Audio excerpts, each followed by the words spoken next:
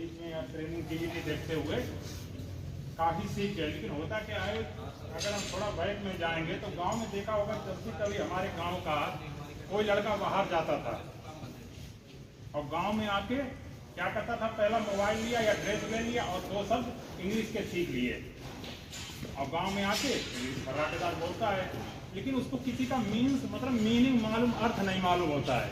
दूसरे को बोलते हुए सीख लिया, वही आके गांव में रिपीट करने लगा। तो उसको कौन से 3 शब्द याद हो गए?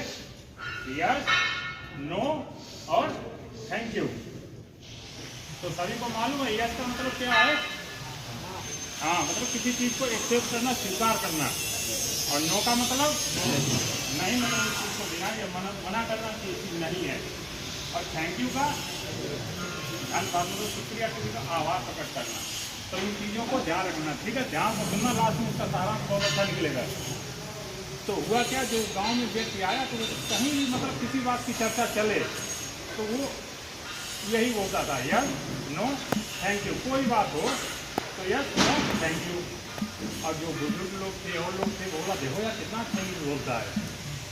अब होते नहीं है कि अगर किसी तरह का अच्छा काम करता है तो हमारा काम नहीं होता है, फलना कलर का एजुकेटेड हो गया है, यूनिवर्सिटी में पढ़ता है, तो क्या क्या उस चीज़ को रोल माइंड कर दिया कि इंग्लिश मेरे को भी सीखनी है। इसमें जाता क्या है, साला 3 ही तो शब्द है, यस, नो, थैंक यू। वो भी इतना याद कर लिया, होता क्या समझ गया। उसका घर वाले बोलने लगे कि तुम ये जॉब करने के लिए जाओ। तो जॉब करने के लिए निकला, वो जॉब करने के लिए निकला। अब जैसे वो ट्रेन में बैठा, अब ट्रेन में एक महाशय का खो गया, उसका अटैची, बोले तो बैग खो गया। तो सबसे पूछ रहा था कि भैया मेरा किसी को बैग मिला? तो वही महाशय टकरा गए जिनको 3 शब्द आते थे। वो बोला यहाँ तो साला इंग्लिश बोलने का मौका मिल गया। बोले भैया मेरा बैग मिला? बोला यस। अरे वाह, ये साला 1 घंटे से परेशान है, अब देखो इसको मिल गया। तो बोला ऐसा करिए दे दीजिए। तो दूसरा शब्द बोल दिया, नो।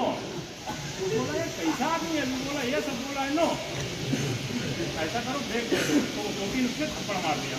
तो बोला साला लाख वाला बचा है, वो भी बोल लेता हूँ। बोला थैंक यू। बोला थैंक यू। तो वही चीज बाबू यहाँ पर भी है, ये आए हो तो किसी का कॉपी मत करो, किसी का सेक मत करो कि सर वो हमसे काम कर रहा है, उसको मना नहीं करते हो। हमको बोलते हो ऊपर सेफ्टी बेल्ट नहीं लगाता, उसको आप लोग मना नहीं कर रहे हो, हमको मना कर रहे हो। तो वो चीज़ एक दूसरे की कॉपी नहीं करना है बाबू। हो सके उसको समझाओ, नहीं समझता हमारे साहब लोग रहता है, इनको बताओ, ठीक है? तो ये चीज़ कॉपी नहीं करना है।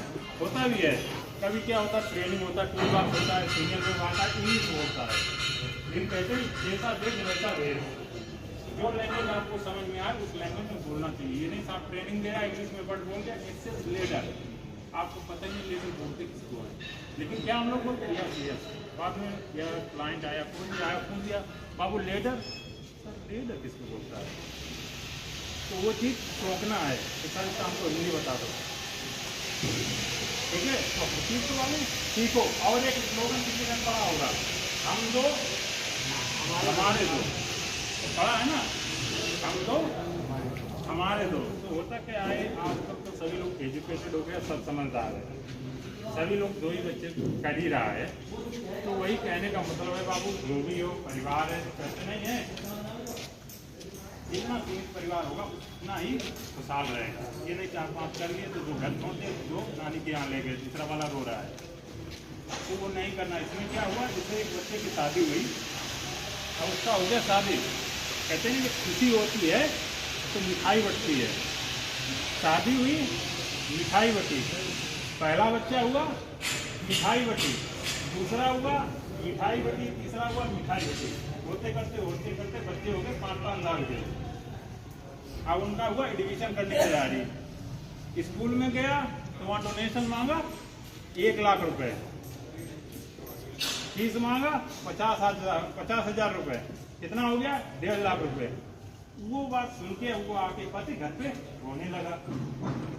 उसकी भाई को नहीं, क्या आप रो क्यों रहे हो?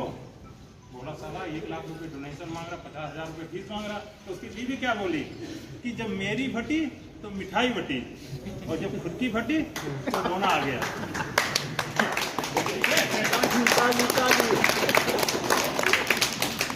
फटी तो मिठाई फटी, और जब खुद की फटी तो रोना आ गया। तो कहने का मतलब बाबू यही है, सीमित परिवार को अच्छे से पढ़ाओ। जो भी यहाँ पे हेल्पर है, कोई नहीं सोचता हमारा बच्चा कल को हेल्पर बनेगा, तो ये तभी होगा जो आप सजग रहोगे। ठीक है, तो सीमित परिवार रखिए, अच्छे से परवरिश करिए, नाम रोशन हो। Thank you.